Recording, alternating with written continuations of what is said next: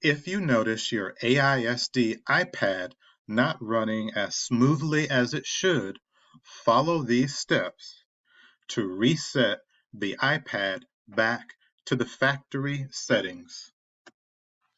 First, you will want to locate the folder named Caregiver Apps.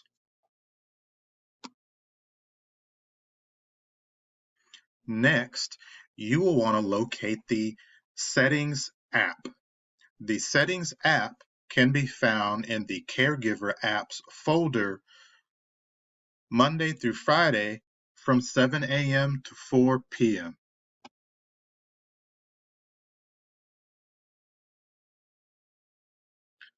From the Settings menu, click General. From the list of general options, scroll to the bottom and click Reset.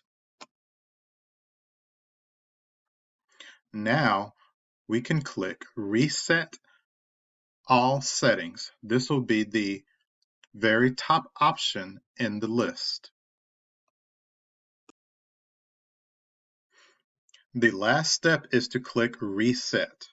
Click Reset and your device will be reset to the factory settings. And please note, no data or media will be deleted after doing this.